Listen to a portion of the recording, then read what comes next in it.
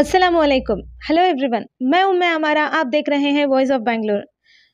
दोस्तों, जेडीएस के national general secretary और माइनॉरिटी का बड़ा चेहरा, जी हाँ, आज हमारे साथ मौजूद हैं ज़फ़रुल्लाह खान साहब। आइए इनसे बात करते हैं और जानते हैं।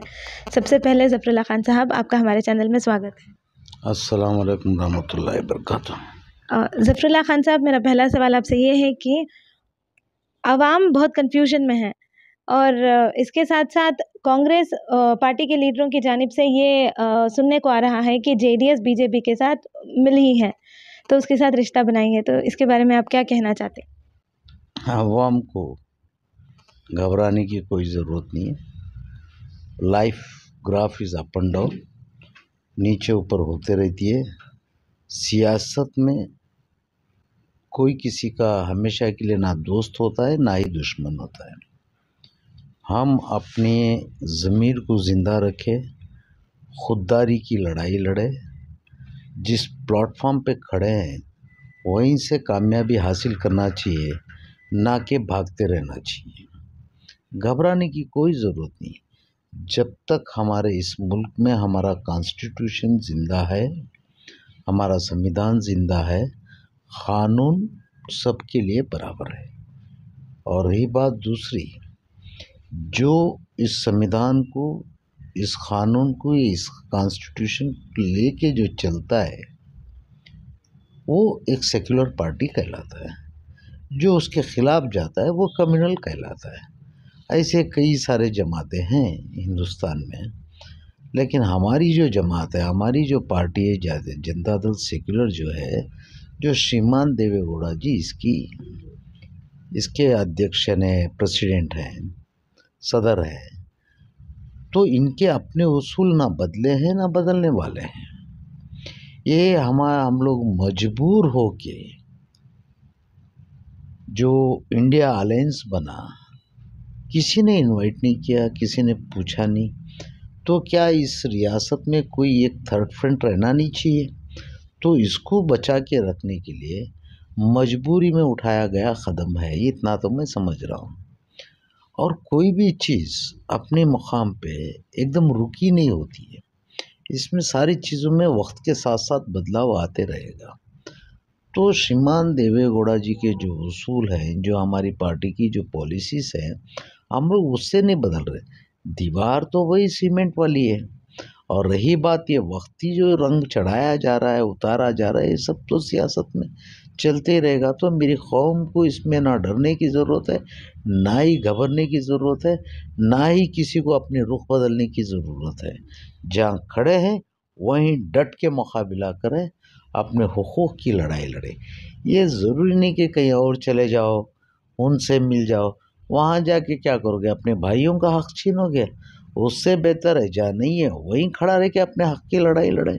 सर, अभी आपने बताया श्रीमान देवेगौड़ा जी ने कहा सेकुलर जेडीएस सेकुलर पार्टी है, तो अभी जो कुमारस्वामी साहब का जो स्टेटमेंट्स आ रहे हैं, तो इसको लेकर आवाम बहुत परेशान है, ख़ासकर जेडीएस पार्टी के जो भी लीडरान हैं। तो कुमारस्वामी जी अगर उस हद तक जाके बात कर रहे हैं, तो क्या उनको उसी पे छोड़ दिया जाए या उस पे रोक लगाई जाए? जब सभी छोड़ देंगे तो उन्हें तो पूरा फैसला करने का हक़ मिल जाएगा। फिर तो हमने एक और हमारा दुश्मन पैदा कर रहे हैं। तो ये दानिशमंदी नहीं है, ये बेवकूफ़ी होएगी। कुमारस्वामी जी अगर इस हद तक गए हैं, अगर उन्होंने कोई रॉन्ग कमेंट्स या स्टेटमेंट दिए होंगे, तो उसके पीछे भी कोई ना कोई एक बहुत बड़ी वजह होएगी।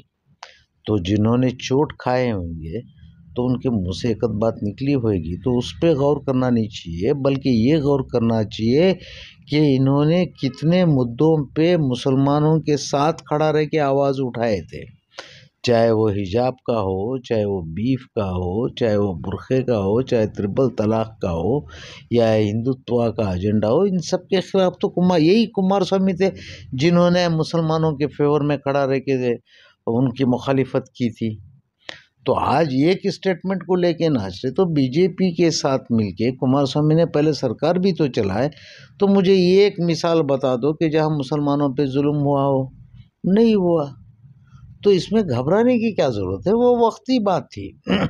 ऐसे घर में भी तो आपस में दोस्तों में भाइयों में रिश्तों में सब ऐसी एक आध बात किसी से भी एक आध निकल जाती है, तो उसको इग्नोर करके तुम क्या कर रहे हो, तुम्हारा सुलूक क्या है उनके साथ में, ये साबित करने का तो वक्त है ये। तो हमारी कौम को समझना चाहिए और कुमार स्वामी के साथ जुड़ के रहना चाहिए।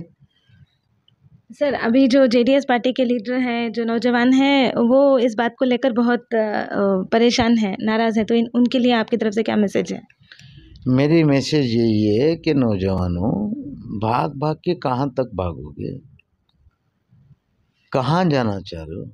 जब तक हम लोग बटे नहीं रहेंगे, एक तरफ अगर जुड़ जाएंगे तो हमारी अहमियत नहीं रह जाएगी। आज उनका दौर है, ठीक है, कल को खुदा ना खास्ता उनके साथ में गलत हो गया तो फिर हमारी कौम का अंजाम क्या होएगा? भाई पार्टी, जो भी पार्टी पावर में आती है आने दो, सारी तरफ आप लोग रहो और आप लोग उसके बेनिफिट लेके अपनी कौम की खिदमत करना सीखो। नहीं नहीं नहीं, हम लोग सब एक हो जाएंगे, एक ही यूनिफॉर्म में आ जाएंगे, तो एक साथ में सारे अंडे एक टोकरे में मत रखा करो, अक्लमंदी से काम करो। मैं ये नसीहत देना चाहता हूँ नौजवानों। सर, कहा जाता है कि बीजेपी शुरू से भी मुसलमानों के खिलाफ थी। अभी जेडीएस बीजेपी के साथ रिश्ता बना चुकी है, तो क्या जेडीएस उसी पॉलिसी पर टिकी रहेगी? हम अपने उसूल, अपनी पॉलिसी से कोई भी कीमत पे कंप्रोमाइज़ नहीं करेंगे। उनकी पॉलिसी उनके साथ रहेगी। हम लोगों ने सिर्फ अलायंस किया, दोस्ती की है, हम उनमें जाके मर्ज नहीं हो गए। जैसे कि मैं एक मुसलमान हूँ, मेरे दोस्त तो हिंदू भी हैं, बुद्धिस्ट भी हैं, क्रिश्चियन भी हैं, सिख भी हैं, तो क्या मैं सिख हो जाऊँगा? नहीं। क्या मैं हिंदू हो जाऊँगा? नहीं। मेरा मज़हब, मेरा इस्लाम मेरे साथ में है। मैंने सिर्फ दोस्ती की है, मज़हब को कबूल नहीं किया है। तो इसी तरीके से बीजेपी की पॉलिसी को हम लोग ने अडॉप्ट नहीं किए हैं, हमने अलायंस किए हैं, पार्टी को बीजेपी में मर्ज नहीं किए हैं। इस फ़र्क को मेरी कौम को समझना बहुत ज़रूरी है। ये लोग सुबह उठते हैं, कारोबार जो करते हैं, हर मज़हब के लोगों के साथ मिल के कारोबार करते हैं, तो क्या उनका मज़हब कबूल कर लेते हैं? नहीं। ये अपनी इबादतें अपनी तरीके से करते हैं, वो लोग उनकी इबादतें उनकी तरीके से करते हैं। तो ये कारोबार है सियासत, तो कारोबार में साथ चलना मेरी समझ में, उनके उसूल उनके साथ, हमारे उसूल हमारे साथ। दोस्तों, अभी हमने बात की ज़फ़रुल्लाह खान साहब, जो जेडीएस के नेशनल जनरल सेक्रेटरी हैं और माइनॉरिटी का बड़ा चेहरा हैं। मैं हमारा आगे की जानकारी से जुड़े रहने के लिए देखते रहिए वॉइस ऑफ बैंगलोर।